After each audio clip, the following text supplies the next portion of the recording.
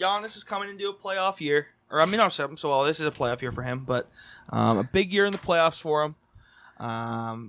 There's a lot riding on the it. real the basic question is what implications could this playoff run mean for Giannis and his future, and where you rank him amongst the NBA? I don't want to say greats, but the top NBA players right now. Right. Top NBA players right now, he's one. Like what, how much does this playoff run weigh into that, and what does he need to do? Like, all right, I'll just bring up an example. If he makes it to the finals and loses in the finals, is that a knock on him? No. Okay, if he loses in the Eastern Conference Finals, is that a knock on him? Yes. Okay. Now, well, that's debatable, but I think anything other than the conference finals, or he's already made the conference final. Like he lost to Kawhi last year. Here's the that's thing. What I mean. Like to take that next step. I mean, dude, I guess you're right. I mean, Here's the question though: is it a knock on him? Or is it something we look back like we did LeBron with the Cavs and we say, does he have enough? Where similarities are. If he loses in the conference finals, could it be to the Celtics? Could it be to the Raptors again? Could it be to the Sixers? If he loses, is he starting to think, is there greener pastures? Can I look somewhere else? Now, what's interesting to me, I don't know how much you looked into this, but this is actually probably the more important season for that type of thing as opposed to next year, because this is the year where him to the Warriors could actually happen. Dude, that would be so sick. Because of the Warriors draft picks and the assets that they have. So, and there's the rumors are out there, man, where he's cool with Steph, and you could look him up for yourself. But the thing is, with the Warriors pick this year, having Wiggins, I think they have another random pick, like a Timberwolves pick too, where if Giannis said, we lost in the semis, we lost in the conference finals, I want to go to the Warriors. Mm-hmm. And he could do the same thing with Davis or Kawhi the last couple of years, where they said, I'm not signing any other place long term. You could trade me, or you could do whatever you want this upcoming season and let it play out. But that's going to be a risk you're going to have to take. Whereas he can almost force his way over to Golden State and say, if you could trade me here, and they would be getting the assets back. They'd be getting, like I said, a potential top 3 pick, Wiggins, and that Timberwolves pick. Maybe they can get another piece or two that the Warriors can toss them. That's what I think could be riding on this playoff run with Giannis and the Bucks here coming up. Yeah, I mean, I think that anything other than a finals appearance, even if, say, you go to the finals, you play a guy like Kawhi, you play a guy like LeBron, you play your ass off and lose in a tough series, it's a step forward. You know what I mean? It makes you think, okay, maybe if we bring one guy in or another guy, we have a chance to win this thing. You know what I mean? But if it's a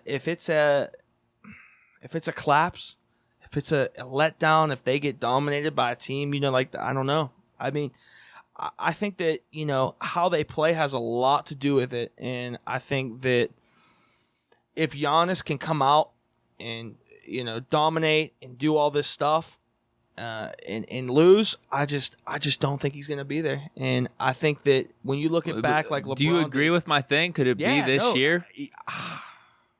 Because I think this is the window for the Warriors, though, to get him. Because I guess you could, depending on who you draft, if the Bucks really like who you draft, whether it's LaMelo Ball or Wiseman, then I still think that, they could still trade that first-round pick at that point. Yeah, I mean. But it probably has the most value not being picked yet. But you also have to think about the way the salary cap's working right now. They're talking about how the coronavirus is affecting stuff, and they're talking about we don't even know what the salary cap's going to be like, and the whole CBA and how that works. If that collapses, I couldn't see Giannis signing the giant long supermax deal, because it just wouldn't make economic sense for him to do that. But I just think that, like you said, if the Warriors like a guy that they draft, if you're saying, yeah, guys, we'll give you this pick.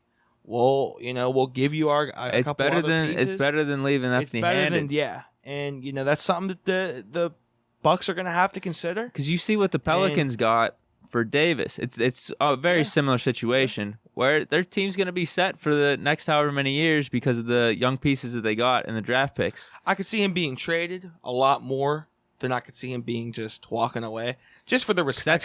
That's gonna be next year. He has a lot of respect for the owners, and he has a lot of respect for people. But I don't know, bro. I mean, I could definitely see it. That's kind of my point. Is it gonna be that sudden or that soon, as opposed to he still has next year to play out, where people are still thinking, all right, we still got the Giannis free agency thing a year down the line, but could it actually be happening this summer or this offseason? Yeah, well, that's what I'm thinking, because I think that, you know, you're going to want to, like, they're going to come to Giannis. If I'm an owner and this is my franchise and, you know, I'm going to come and have a sit down with him and be like, look, Giannis, like, it's clear to see that, you know, it was a letdown what happened. What is your opinion? Like, what are you thinking? What are your viewpoints? Because I want to do whatever I can as an owner to keep the number one player in the NBA on my team, obviously. Now, you know, if you think otherwise, you know, you're one of the best players, like, you're able to leave, you're able to do that, that's your choice. Yeah. But just out of respect for me and my franchise, I would like you just to let me know so that we can make a deal so that my franchise doesn't completely tank and we can, you know, stay in the cup. But I don't know. I think that Giannis is, you know, he's a very, very nice dude. That's what they talk about him. He's like one of the nicest guys in the NBA. Mm-hmm. I think that the respect he has for his team, you know, that's gonna propel him to, you know, not just totally stick them and like, oh yeah, I'm gonna go sign. He's gonna have respect. He's gonna do the thing. He'll probably be straight up about it. And I just think that, you know, as I said, the offseason moves. The playoffs matter a lot, but also that CBA matters too, man. I mean, I'm not gonna go out there and, you know, play. I don't know. I mean, it's a tough situation for Giannis, and, you know, as you said, it's similar to what Anthony Davis had happen, and, you know, he went to the Lakers, and look what they gave up for him. They gave up a whole. I mean, Josh Hart. It's actually Anthony Davis. It's actually sickening to think about. I don't know. Yeah, I don't know. Josh Hart, Ingram, Lonzo, and didn't they give a pick too? Yeah. That wow. pick that turned into Jackson Hayes for him. It was a top 10 pick. Yeah. And Jackson Hayes, a beast. Yeah. He's looking good. I mean, combine that with Zion. I mean, dude, they got a scary team. No, they do. And I think that the Bucks are going to be like, look, you know what kind of player you are. We know what kind of player you are. The other 30, whatever NBA teams know what kind of player you are. Just give us the opportunity to have that, to get the pieces for you, just not to have you walk away. Because if that's what you want to do, we totally respect it. You know, we tried to do whatever we could here, but just give us the respect. That's what it comes down to. How would he fit with the Warriors? Is there another team you think could make a play? I think that Miami. I think that that's another one. I think that him, Kendrick Nunn, I don't know, man. I don't know. They got a lot of young pieces there, but the thing about Miami, dude, is like, if I'm Giannis, bro, I'm not gonna leave the team and like get that reputation of like, it's you know tough, dude. I'm gonna go to a team that like I'm gonna win the championship. Like, dude, I'm going to win. So like, I think like the Warriors. I think that. So why would that be similar or different to KD's move if he does that? What is that? You would consider that completely different? Well, now to KD KD's opened move. the door to just do whatever you want. There's gonna, but that's what I mean. Do you look at Giannis differently if he goes to the Warriors? Absolutely. I mean, you have to. You can't not. But that's how the NBA is evolving, though. That is a different scenario, though, than KD. From the standpoint, they were 15 and whatever last year. Steph and Clay both injured. Not the same player they were 2-3 years ago in their prime, KD, where there's a little bit more uncertainty there still. The thing about KD is he went from a position where he almost beat the best team of all time. He almost beat them. It was up 3-1. They came back, shit on him, and he goes and literally signs a contract with the best team statistically ever in the NBA.